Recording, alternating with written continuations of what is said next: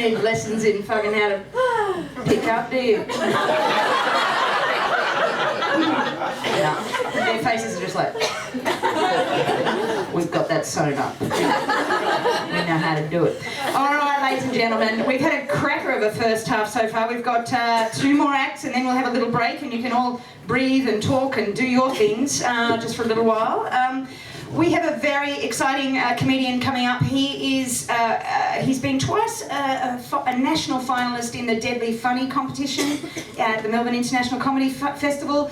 Put your hands together for Fahey.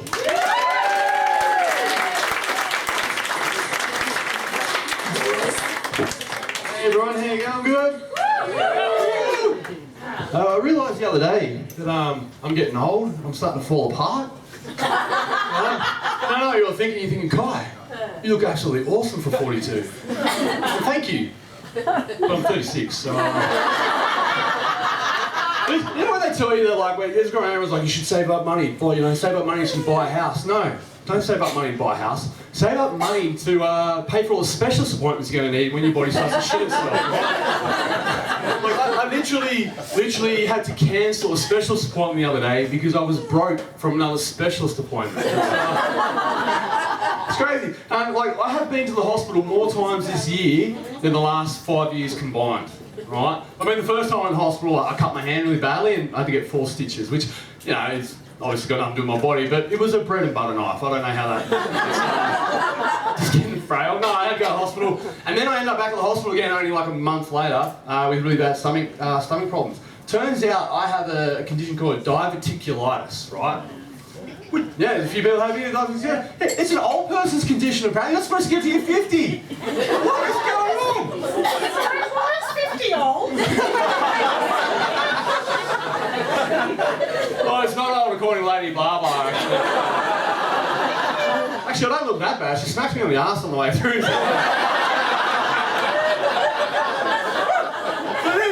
So it's one of the cures for diverticulitis is I now have to eat this stuff after most meals that represents key litter.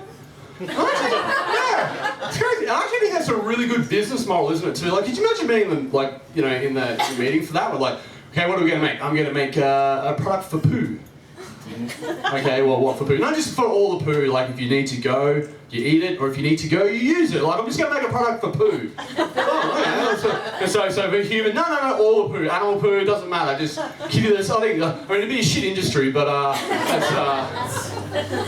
that's a shit joke. But no, really. And then so I ended up back in the hospital not long after that, right? I had to get, I was just feeling really tired, I had to get the blood scan. Turns out I have another condition called hemochromatosis. Right, yeah. And that's where your body actually stores too much iron, right? So the average person, you have about 100 milligrams per whatever. I had 770, right? I was setting off metal detectors at the airport. I just thought they were searching me because I look like I've got half a gram of heroin up my ass. But it is, it's true. It's like one thing I learned about that is that I'd be no good in a fight against Magneto. He just Wolverined me. But no, I am the Iron Man. I love Marvel, sorry. And then you would believe it or not, right? And then I just a couple of weeks ago, I ended up in the hospital again, right? This time I ended up with the most public, I'm not even a public servant, but I ended up with the most public service injury that you could ever imagine, right? I actually got a testicular infection, right? And I'll explain why it's part of it. But I had a testicular infection, and so I went to the hospital obviously, and they had to make sure that there wasn't like torsions or anything like that, so they had to give me an ultrasound. And those things are uncomfortable, aren't they? On your, like, that stuff is so cold, like, that, I mean, also because the girl giving me the ultrasound was actually a woman, and when, as a man, right, the one thing you're afraid when like a woman's going to see is you accidentally, might, but when she put that on my testicles, it sucked back into my body so quickly that my ultrasound was actually like an internal examination. So yeah, it turns out anyway, so I had some tests done, and it turns out like I'm actually a truck driver, right? And I spend 10 hours a day driving, drive garbage trucks actually. And it turns out what actually happened, this is what the doctors said to me, is that the vibrations of the truck, 10 hours a day of vibrations of the truck, had actually caused this infection. I essentially had RSI of the nut. Which at 36 is a strange time to get RSI of the nut. Because if I was ever going to get RSI of the nut, I'm sure it would have been 14. It's like, wow, that girl, I just saw my first set of boobs. Oh, you know, that girl's pretty. Oh, the wind blew. Oh, like that's how quickly it happens. But as I said, so actually I do drive trucks, and I've been going to work, trying to get to work early recently, and go to the gym and stuff, trying to look after my health because I am falling apart. And the other day I got to work early, and one of the guys turned to me and he goes, "Hey mate, did you shit the bed?" I thought, what? I mean, did you shit the bed? You came to work early. And I don't know about you guys, but it's like the dumbest expression I've ever heard. Because if I shit the bed, that's my day done, man. I'm not going to work. The only thing I'm doing on the day I shit the bed is burning that mattress and heading cut and snooze. It's, no way. Well, I drive garbage trucks, and I do the same route every week. And kids love garbage trucks. They're always coming out, they're always waving at me, they're always waving. I like kids love, it's like fire, you know, police, ambulance, garbage trucks. I love garbage trucks. So I was coming out and waving at me, but I got like tired of, like I always wave back, you've got to wave back to the kids. But I got tired of it. So I started teaching them thumbs up. Like I just started doing thumbs up, and they do it back now. I taught them all thumbs up, and I was like, oh shit, I got some power here. Don't make it weird. And so no, I got bored one day, so I just started teaching them gang symbols, you know, a little bit of East Side, West Side, live long and prosper, you know, all the bad ones, Star Wars for life, no. All the bad ones. I might have taken it too far when I taught the Jewish kid the Nazi salute, but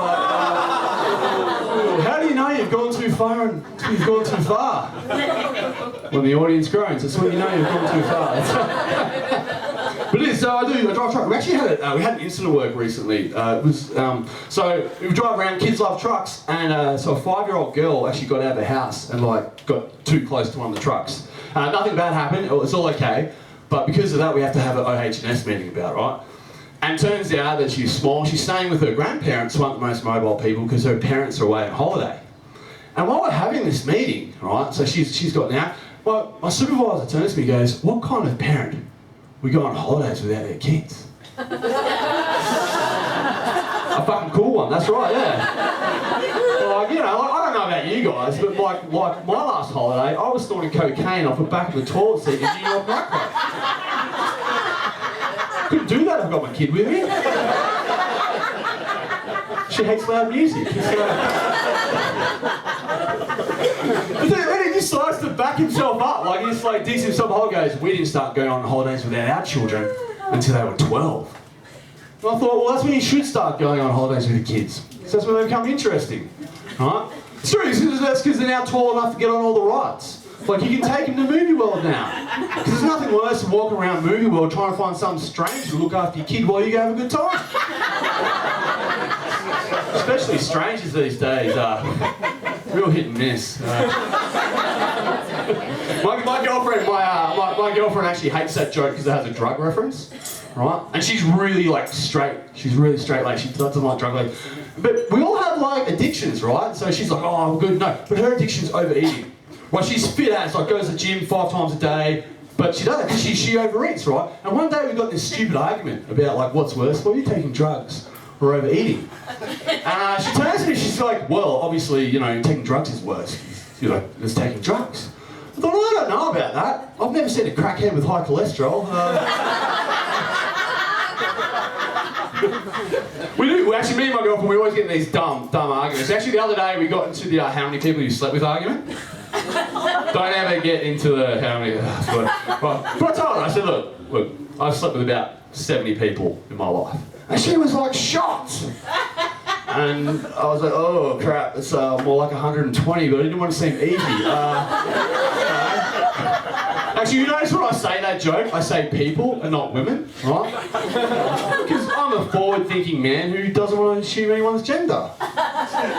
Plus, some of them had dicks. It's a great way to tell twins apart. You know, she had big boobs and he was an all-round nice guy.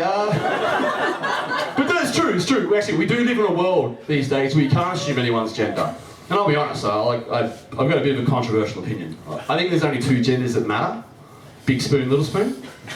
Big spoon, little spoon, that's it. I don't care if you're gay, straight, what you wear, or what we do in the bedroom. All I want to know is, am I getting cuddled at the end of the night? Because sometimes, I need to feel like a pretty princess too. And on that note, I've been Fahey, you're lovely, thank you very much.